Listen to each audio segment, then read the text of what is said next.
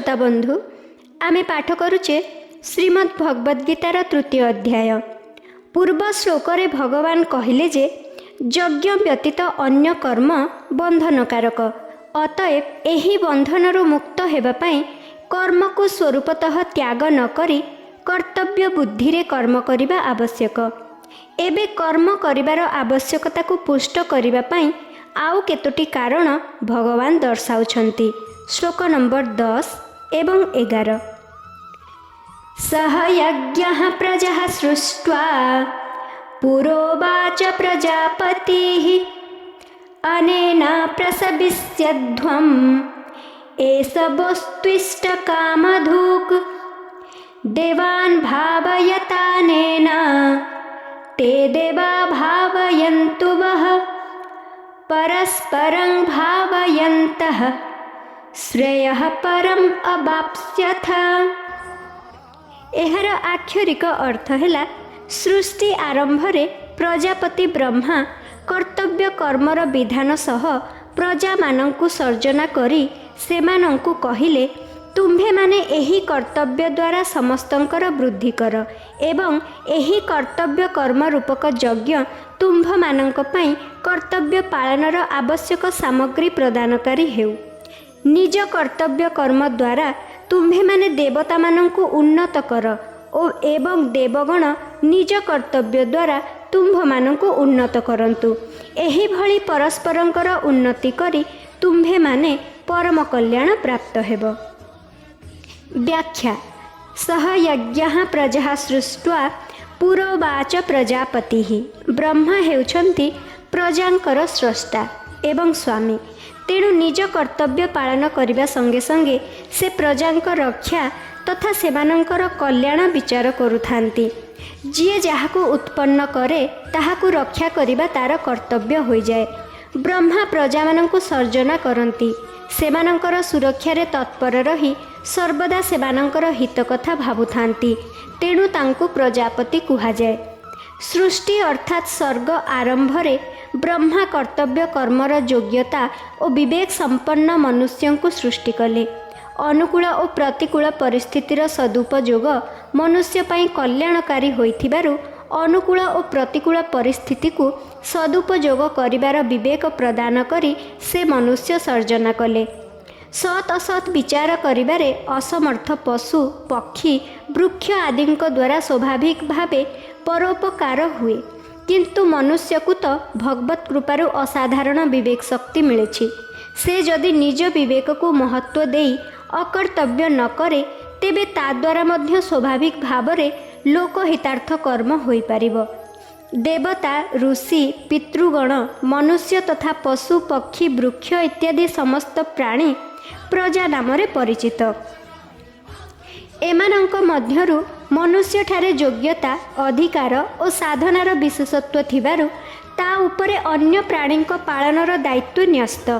एणु एठारे प्रजा पद विशेषतः मनुष्यंक पई प्रयोज्य।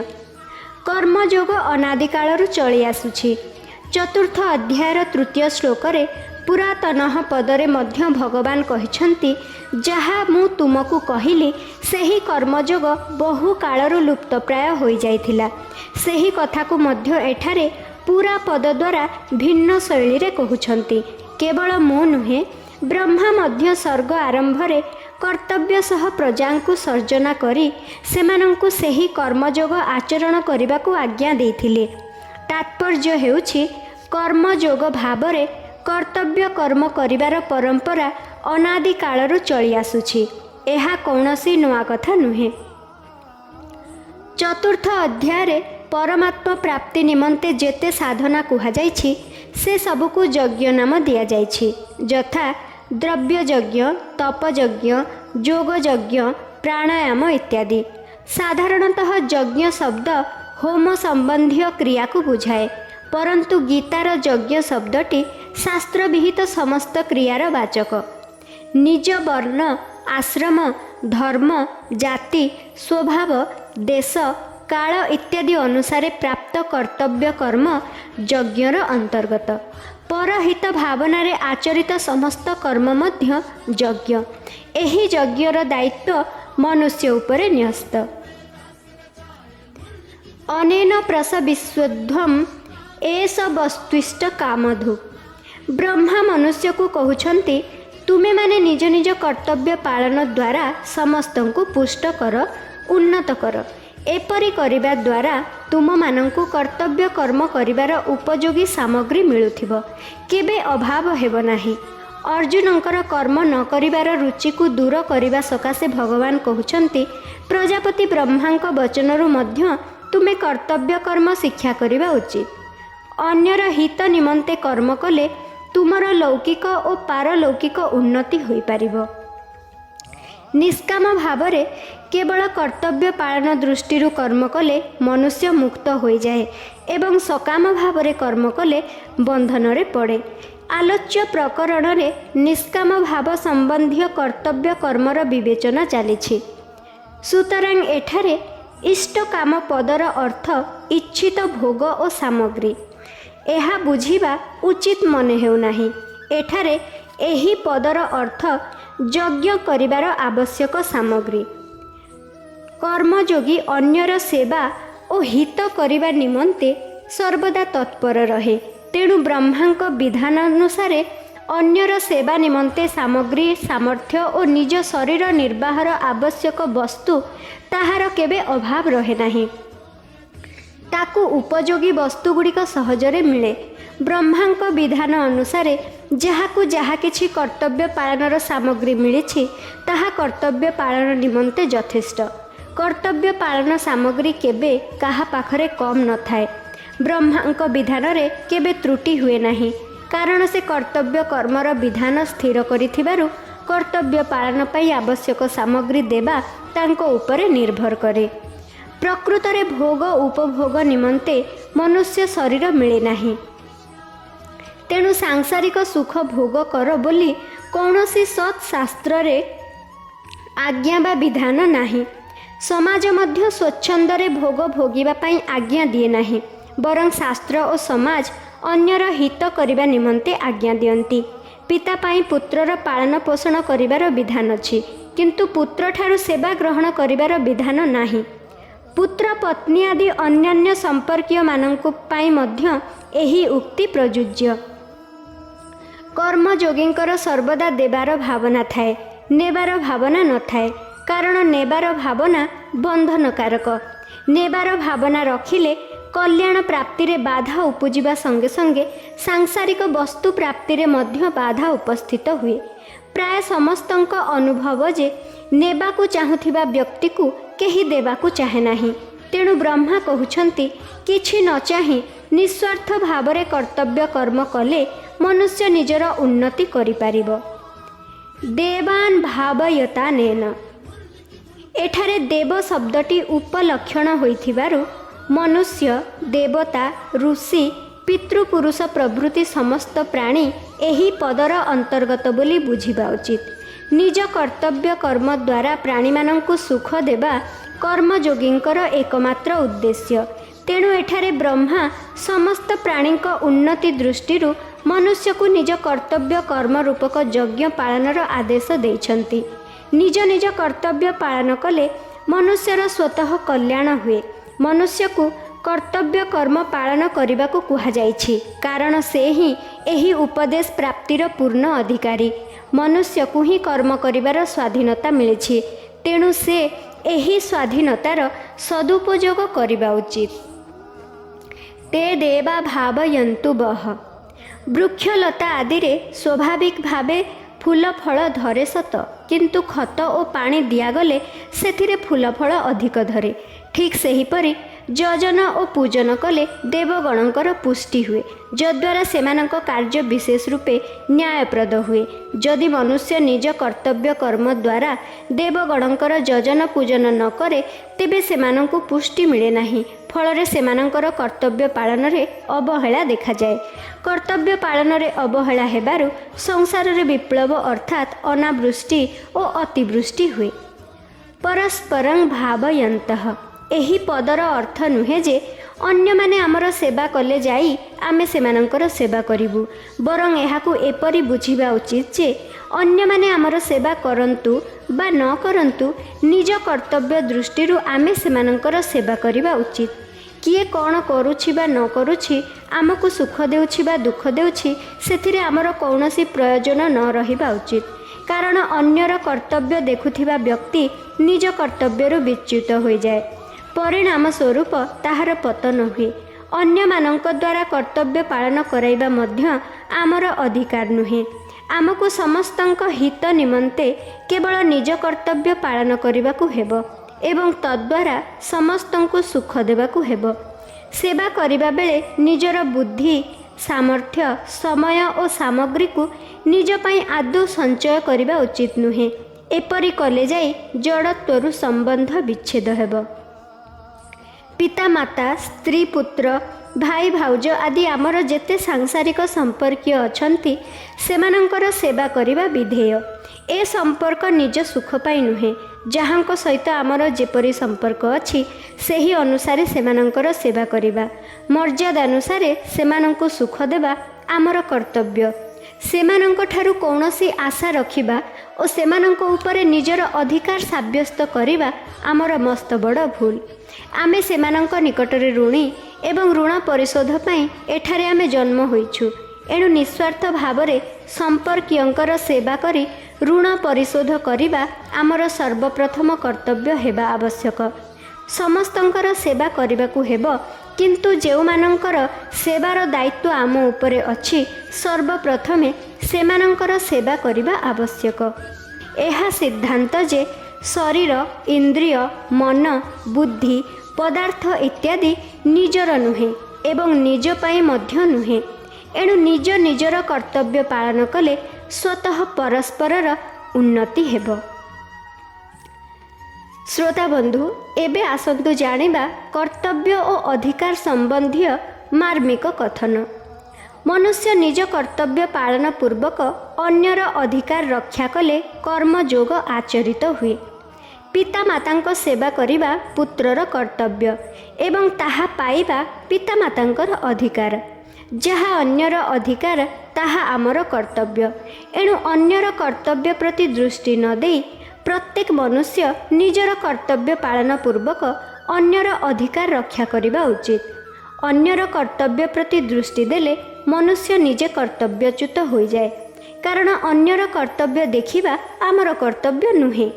तात्पर्य हैला अन्य मानकर हित करिबा आमर कर्तव्य होइथिबा बेले अन्य मानकर ताहा अधिकार। जदिबा अधिकार कर्तव्यर अधीन, तथापि मनुष्य निज अधिकार देखिबा परिवर्ते ताहाकु त्याग करिबा उचित। केवल अन्यर अधिकार रक्षा पाई निज कर्तव्य पालनीय।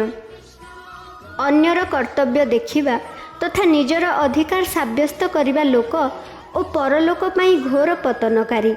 आजिकाली परिवार रे और समाज रे जो अशांति, कलह, संघर्ष देखा जाउछि ताहार मूल कारण हैला लोके केवल निज अधिकार दाबी करुछंती, किंतु निज कर्तव्य पालन करुनाहांती। तेणु प्रजापति ब्रह्मा देवता और मनुष्य को उपदेश देउछंती जे परस्परर हित करिबा तुम मानकर कर्तव्य। श्रेयः परम अवाप्स्यथ। प्राय लोकंकर धारणा जे एही परम कल्याण प्राप्ति कथाटी केवल अतिशयोक्ति, वास्तव नुहे, किंतु यह भूल धारणा। एथिरे काहार किछि संदेह थिले से निजे आचरण करी देखि पारंती। जेपरि बंधक पकाइथिबा व्यक्तिर बंधक द्रव्य ताकू फेराई देबा परे सेही व्यक्ति सहित एवं बंधक द्रव्य सहित आमर कौनसी संबंध रहे नाही, सेहीपरि संसारर वस्तु को संसार सेवारे लगाई देले संसार सहित और सेही वस्तु सहित आमर कौनसी संबंध रहे नाही। संसार ठारे स्वीकृत संबंध छिन्न हेबा परे चिन्मयतार अनुभव हुए। एणु प्रजापति ब्रह्मांक वचन रे अतिशयोक्तिर कल्पना करिबा अनुचित। मनुष्य निज पाई कर्म करुथिबा पर्यंत कर्म समाप्त हुए नाही एवं से कर्म रे बांधी होई जाए। एहा हेउछि सिद्धांत। जे निज पाई किछि करे नाही से कृत्यकृत्य होई जाए। निज पाई किछि न कले पाप आचरण मध्य हुए नाही, कारण कामना जोगु ही पाप आचरण हुए। कल्याणकांक्षी साधक शास्त्र अनुसारे फलेच्छा और आसक्ति त्याग करी कर्तव्य कर्म रे तत्पर हेले कल्याण आपे आपे होई जिवो। निजर कामना त्याग कले सारा संसारर हित हुए। जे निज कामना पूर्ति निमंते भोग उपभोग करे से निजर हिंसा करने संगे संगे अभावग्रस्त लोकों प्रति मध्य हिंसा करे अर्थात सेमानंकु दुख दिए। भोगैश्वर्यवंत मनुष्य को देखि अभावग्रस्त मनुष्य मनरे भोग और सामग्री अभाव दुख हेबा स्वाभाविक। एही भली भावरे निजे सुख भोगुथिबा व्यक्ति केबे हिंसा रहित होई पारे नाही। अन्य पक्षरे पारमार्थिक मार्ग अनुसरणकारी को देखि अन्य मानंकु स्वतः शांति मिले, कारण पारमार्थिक संपत्ति उपरे समस्तंकर समान अधिकार अछि। सारांश हैला मनुष्य कामना और आसक्ति त्याग करे जदि निज कर्तव्य पालन करे तेबे ब्रह्मांक वचन अनुसारे तार परम कल्याण अवश्य हेबो, एथिरे संदेह नाही। एठारे परम कल्याण हेबा कथा मनुष्यंक पई उद्दिष्ट, देवता मानंक पई नुहे, कारण देव जोनि आत्मकल्याण उद्देश्य रे मिले नाही। मनुष्य जो कर्म करे सेही कर्मानुसारे फल देवा, कर्म करिवार सामग्री देवा तथा निज निज शुभ कर्मर फल भोगिबा पई देवजोनि मिले। सेमाने जे केवल निष्काम कर्म करिवार सामग्री दियंती ता नुहे, सेमानंक मध्यरु काहाठारे जदि कल्याणर इच्छा जागृत हुए तेबे तांकर कल्याण हेबारे मना नाही। अर्थात जदि केही निजर कल्याण चाहे तेबे से करिपारे। जदि सबुठु पापी मनुष्य को मध्य निज उद्धार करिबा पाई मना नाही तेबे देवता मानंक पाई मना होई पारिबो किपरि? किंतु भोग भोगिबा देवगणंकर उद्देश्य होइथिबारु सेमानंकर प्राय आत्मकल्याणर इच्छा जात हुए नाही। परिशिष्ट भाव मनुष्य हेउछि कर्मजोनि, 84 लक्ष जोनि देवता नारकीय जीव आदि हेउछन्ति भोगजोनि। सकाम मनुष्य केवल भोग उपभोग उद्देश्य रे स्वर्ग को जाती, तेणु देवगणंकर निष्काम भाव न थाए। सेमाने केवल निजर दायित्व पालन करी कार्य तुलांती। एथिपाई एठारे मनुष्यंक उद्देश्य रे ही कल्याण कथा कुहा जाइछि बोली बुझिबा उचित। मुक्ति स्वाभाविक एवं बंधन अस्वाभाविक। मनुष्य जन्म आत्मकल्याण निमंते उद्दिष्ट, तेणु जो मनुष्य निजर कर्तव्य पालन करे तार कल्याण हेबा स्वाभाविक। परस्परं भावयन्तः श्रेयः परम अवाप्स्यथ। कल्याण पाई कौनसी नूतन कर्म करिवार प्रयोजन नाही, बरं आमे जो कर्म करुछे ताहा स्वार्थ अभिमान और फलेच्छा त्याग पूर्वक अन्य मानंक हित पाई कले कल्याण होइजिबो। निष्काम भाव बिना मध्य केवल स्वकर्तव्य पालन कले स्वर्गादि पुण्य लोक मान प्राप्त हुए। बड़ बड़ यज्ञ कले जो स्वर्ग प्राप्ति हुए, क्षत्रिय केवल निज कर्तव्य पालन करी अर्थात युद्ध करी ताहा प्राप्त करि पारिबो। देवता और मनुष्य माने परस्परर हित करिबा पाई ब्रह्मा जेपरि कहिछन्ति सेहीपरि 4 वर्ण मध्य परस्परर हित करिबा पाई उक्त कथन उद्दिष्ट बोली बुझिबाकु हेबो। 4 वर्ण परस्परर हित निमंते निज निजर कर्तव्य कर्म कले परम कल्याण प्राप्त हेबे। सृष्टि रचना एपरि विचित्र शैली रे होइछि जे एथिरे निज पाई किछि नाही, सबु किछि अन्य मानंक पाई उद्दिष्ट। इदं ब्राह्मणेन मम। पतिव्रता नारी पाई पतिव्रता नारी पति पाई उद्दिष्ट, निज पाई नुहे।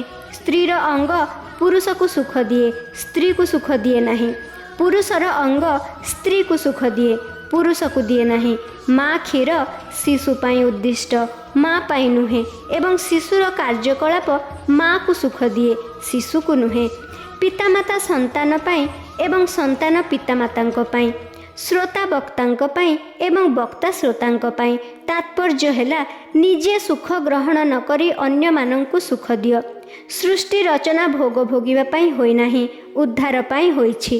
देवता माने मध्य स्वार्थ त्याग करी अन्य मानंकर हित करि पारिबे। तेणु देवता मानंक भितरे नारद परि ऋषि होइछन्ति। जदिबा भगवान को पक्षरु काहाकु बारण नाही, तथापि कल्याण प्राप्तिर प्रधान और स्वाभाविक अधिकारी हेउछि मनुष्य।